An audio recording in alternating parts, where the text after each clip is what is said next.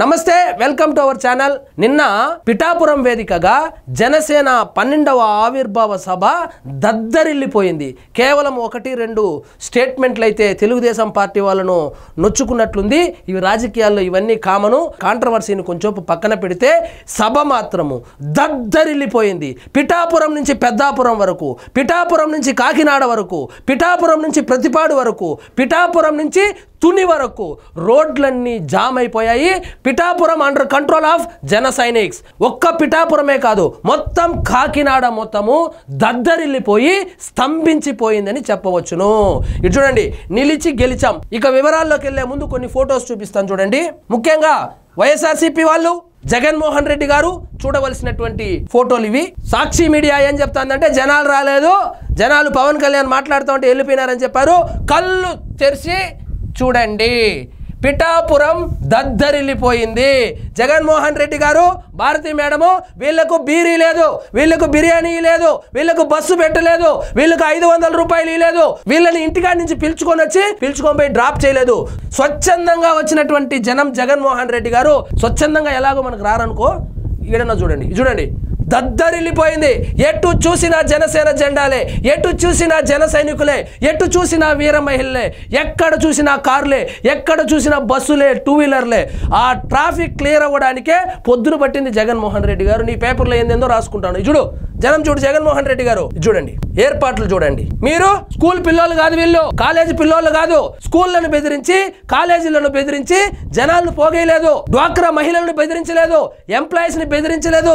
స్వచ్ఛందంగా సొంత డబ్బులతో, వాళ్ళ డబ్బులతో తిని, వాళ్ళ పెట్రోల్ పోసుకొని, వాళ్ళ ఖర్చులు పెట్టుకొని స్వచ్ఛందంగా వచ్చినటువంటి జనం జగన్మోహన్ రెడ్డి గారు. మనం ఎప్పుడు చేయాలి ఇట్లాంటి సభలు? ఏమో సిద్ధమంటివి, బస్సులు పెట్టేస్తేవి, ఆర్టీసీని ముంచేస్తేవి, ఆ స్కూల్ పిల్లల్ని పిలుచుకోబోతివి, 500 ఇస్తే మొత్తం ఒక్కొక్క సభకు 100 కోట్ల రూపాయలు ప్రజాధనం దుర్వినియోగం చేసుకుని ఎక్కడ చూసినా పోస్టర్లు వేసుకుంటేవి, బెదిరిస్తేవి, టికెట్లు ఇవ్వాలంటే జన సమీకరణ చేయాలని చెప్పి సిద్ధం అని పెట్టుకుంటేవి 11 సీట్లు వచ్చింది. కాబట్టి నేనేమంటానంటే ఇది స్వచ్ఛందంగా వచ్చింది జనము. మొత్తానికి పిఠాపురం సభ గ్రాండ్ సక్సెస్ అయింది. ఇక వివరాల్లోకి వెళ్దాం. నిలిచి గెలిచాం, జయ జయ కేతనం, జనసంద్రమైన పిఠాపురం. జనసేన అధికారంలోకి వచ్చాక పిఠాపురంలో తొలి విజయోత్సవ సభ. అభిమానులతో పోటెత్తిన రహదారులు. నేను చెప్పాను కదా, పిఠాపురం నుంచి తుని వరకు, పిఠాపురం నుంచి పెద్దాపురం వరకు రోడ్లన్నీ స్తంభించిపోయాయి. నిన్న వేల వాహనాలు హైవే పైన నిలిపివేత. కిలోమీటర్ల కొద్ది నడిచి వచ్చిన జనము స్వచ్ఛందంగా నడుచుకుంటూ, ఎండలో కూడా నడుచుకుంటూ వాళ్ళ సొంత డబ్బులు పెట్టుకొని వాటర్ బాటిల్ కొనుక్కొని వచ్చినారా కానీ మీరిచ్చిన క్వార్టర్ బాటిల్ అయితే తాగేసి రాలేదు జగన్మోహన్ రెడ్డి గారు.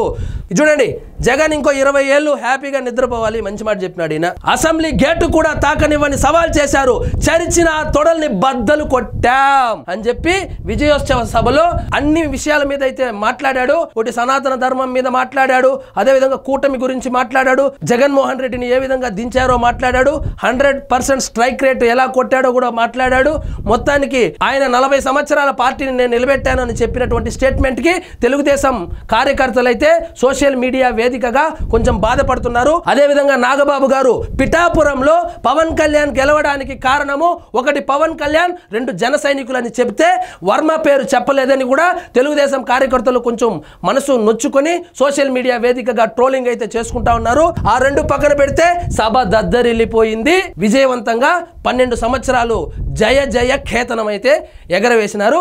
ఇదండి ఈరోజు మన టాపిక్. మీకు ఈ వీడియో నచ్చినట్లయితే లైక్ చేయండి, షేర్ చేయండి, ఛానల్ మాత్రం సబ్స్క్రైబ్ చేసుకోవడం మర్చిపోవద్దు.